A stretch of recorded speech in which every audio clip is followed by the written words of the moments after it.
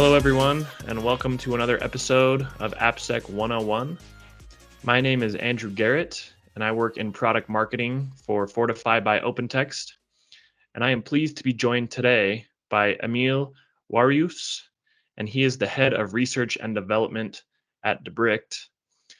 And Emil, if I could give a little bit of your background. So Debricht came to Fortify about a year and a half ago through an acquisition. And before that, Emil was the co-founder at Debricht, actually. So he was working on things such as AI and machine learning for security, also static analysis for open source projects, and also building a huge database for all the open source code in the world. Does that sound about right, Emil? Yeah, that sounds about what I spent my days on, and still spend a large part of my days on these days. So awesome to be here. Awesome. Well, yeah, thanks so much for taking some time. Emil is based in Sweden, and it's about 10:40 in the morning for me where I'm at. Emil, I believe it's about dinner time for you. Is that right? Yeah. It's getting dark outside now, so that time of year. It's the best time of year to code. Yeah, absolutely. That's great. Well, today our talking points are going to be based around open source health. So to start things off, I wanted to just give our viewers a little bit of an introduction to that term. So, Emil, what is open source health and why is it important? So when choosing open source projects and using open source in your day-to-day or in your enterprise software that you're building, it's important to look at different aspects of those projects. Typically, it started off with looking at the licenses that you're bringing in and getting through those projects. And it's also lately been very popular and high profile to work with vulnerabilities in those open source projects as well. Where we at Debricht and Fortify have taken a unique approach is where we look at the project health of each open source project, looking at different aspects to determine if it's in a good state and in a healthy state for you as a company to consume that project.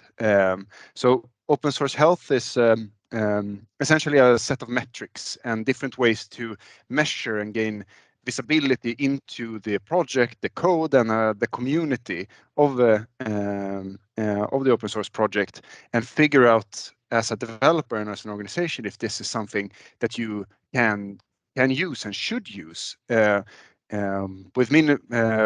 still getting the benefits of that project, and also minimizing the risks of not developing it yourself or even choosing other open source projects. And I think there are lots of risks that we can talk about here. Typically, we talk about the risk of security. Does the project have a good stance in how they handle their own security issues and security vulnerabilities? Is one part of the project health metrics that we have. So we have three of those. We have popularity, we have contributor, and we have the security metric. That helps developers, OSPOs, compliance managers, security managers to get a glance into single projects and the portfolio of projects that you're using to identify these risks and manage that as a company. Okay, yeah, and Emil, I saw a stat recently that said that over 90% of applications contain some form of open source components. And as I was thinking about that, it got me thinking, well, how do you know if your code is putting you at risk? And that's really where the importance of this open source security comes into play. So could you speak a little more to that and why it's so important to really know where you're sourcing your open source components? Yeah, and I think 90% is an understatement these days. It's almost at the point where we're at 100% of code contains open source. And if you look at the lines of code being executed or the content length of the binaries, etc., we're looking at above 60, 70, 80%. I don't know what's the latest numbers, but it's rising of of how much of your code base is actually consisting of open source. So, but that's old news. And I think there are, in terms of the health, I think there are multiple aspects here. Um, of course, we can talk about security, where I think there are a lot of interesting factors.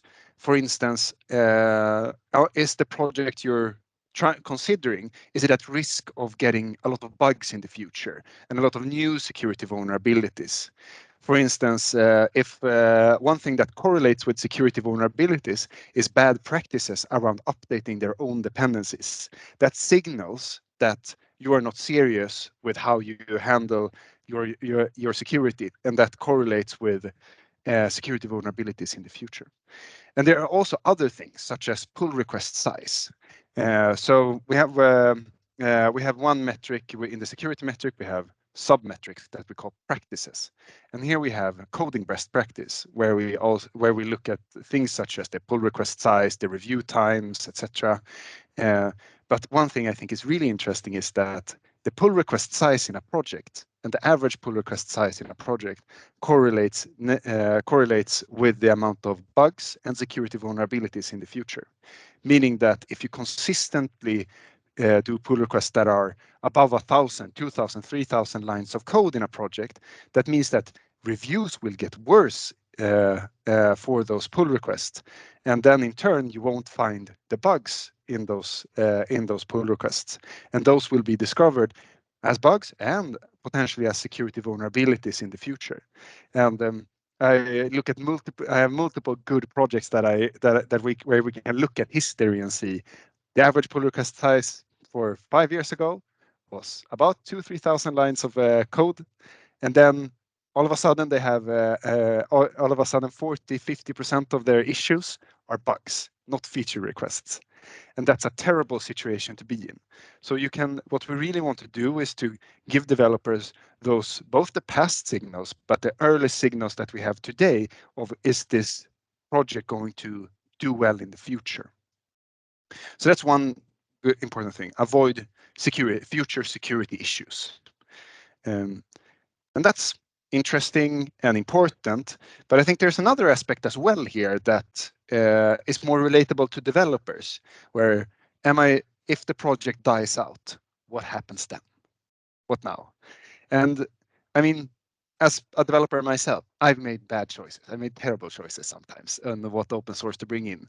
And that can mean that, okay, we now have 4,000 or 5,000 lines of code in production, calling this open source project, and it's completely dead. And if it has any bugs, I have to fix them myself, and it's not a simple update.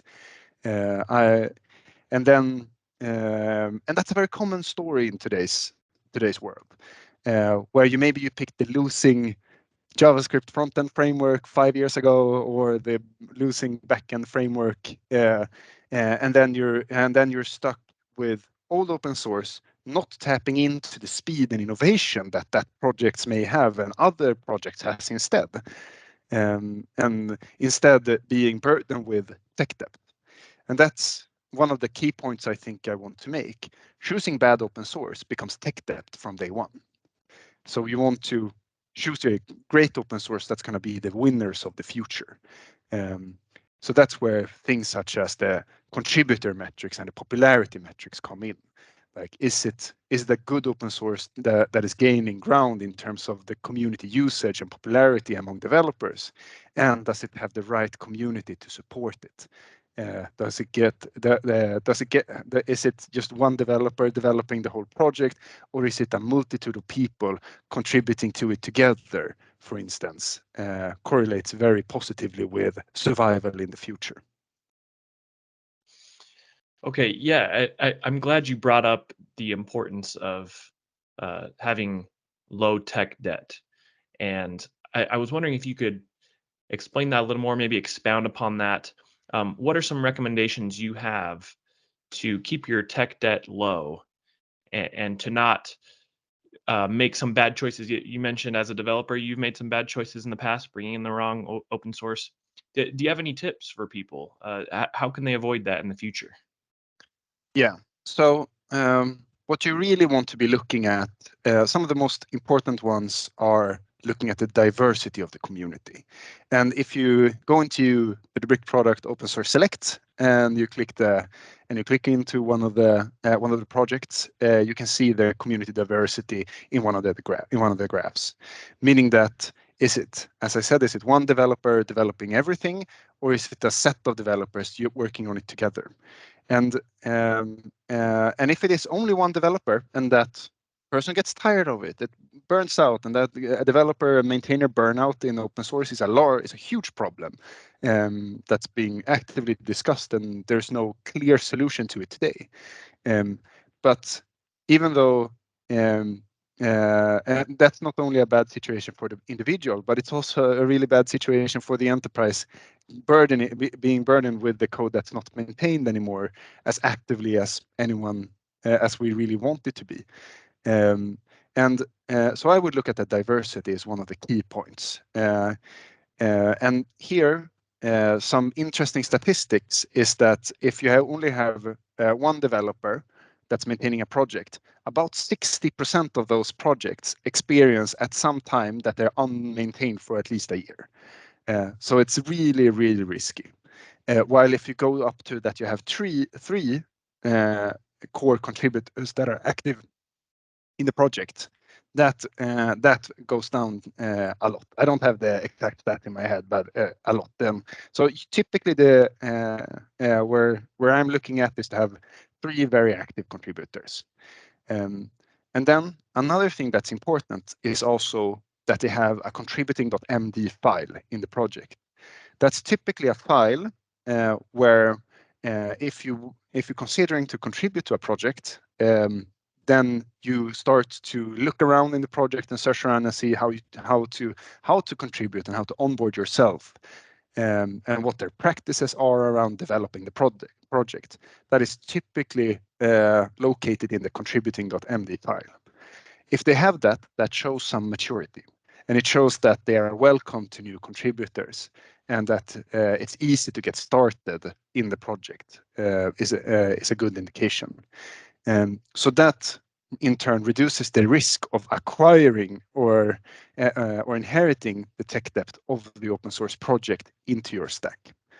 Then there are other general good practices in how you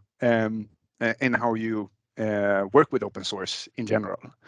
So frameworks, if you're using a framework or choosing a framework, then you should be really careful about your choice, because that logic typically spills out to a lot of your files, and it gets very entangled in all the logic of your code base because it's hard to abstract away.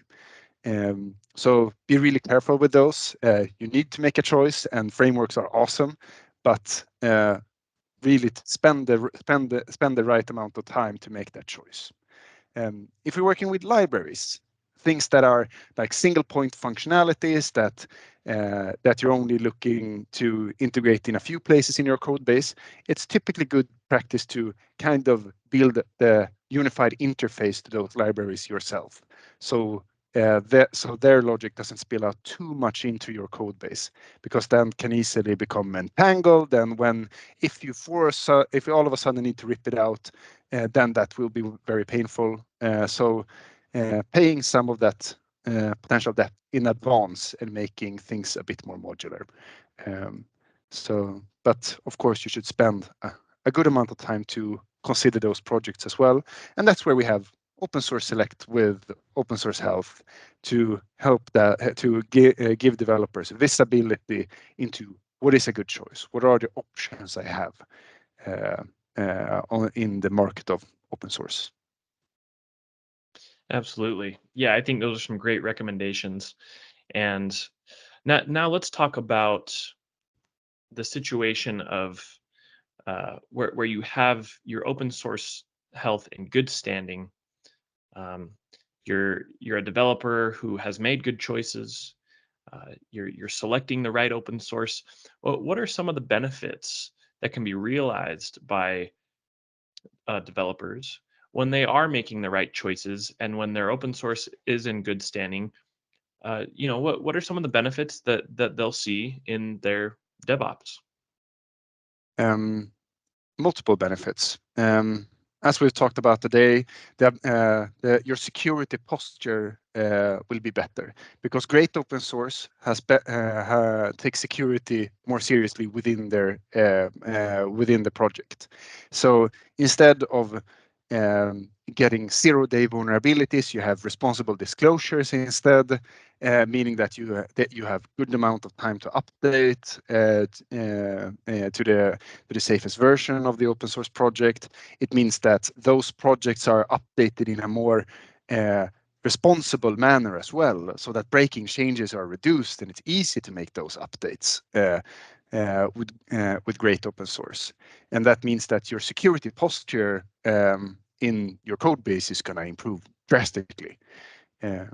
Then looking at the developer productivity side, I think one thing is that I'm excited by open source. I love open source. I follow so many projects and I always spend my time on like trending metrics in our own database or in trending on GitHub to try to find like what are people building. This is awesome. And in the end, that gains using open source that solves problems for developers or for companies gains you speed of development. We are commoditizing a large part of our software stack so that your secret sauce as a company becomes your main focus and not all the commodity parts of the stack that can be open source and other people can build them. That's exciting and they're excited about those projects. But in essence, you can spend less time developing that type of functionality and spend more time working with what makes your software or stack or company special. And that gain in momentum and speed is going to be is something that I feel all the time when I find great open source. I think one of my most recent ones is not I've been using it for a long time, but the PyTest is a testing framework for Python. It helps me write better tests and it helps me orchestrate and run my tests in good ways. And it's such an active community, especially in plugins. The PyTest has made it really easy to create plugins into PyTest so that I, as a developer, can develop cool functionality that's maybe not directly into this core, very large open source project. I need to follow all their standards and do all that process as a developer, but I can build a small plugin instead. That's a lot more lightweight, a lot easier for me to maintain, and I can take it in a direction I want as well.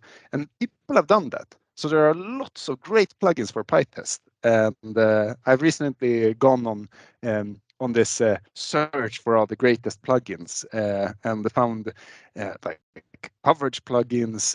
I can parallelize my test. I can run them on multi-core workloads in a more easy manner that optimize themselves to reduce my time spent in CI pipelines, etc. So I think that's one of the like everyday benefits that people feel the most and developers feel a lot when working with great open source. For sure. And something we like to say a lot here at Fortify is great code requires great security.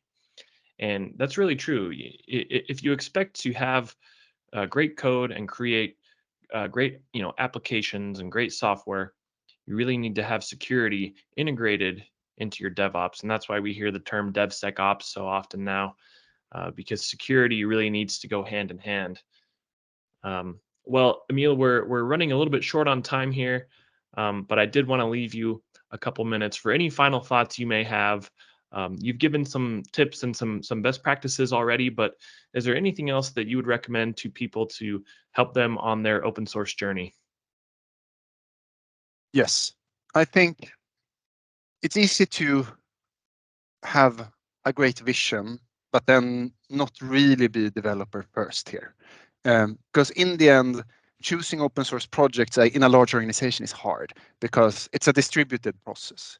OSPOs, security managers try to control things in the middle, and in the end, if you make it too hard for developers, you can't make something hard for a developer because they're slippery. They'll find ways to get around it.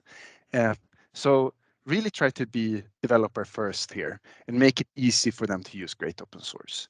And I think that, or I believe that we at Bricked are building a great product around this with our open source select platform, where we are showcasing in browser plugins and straight in our search database, where you can search all the open source we have in our large data lake with these metrics and see straight away if they're allowed to use this open source. Is it healthy enough? Is it the right license? Does it have any unpatched security vulnerabilities?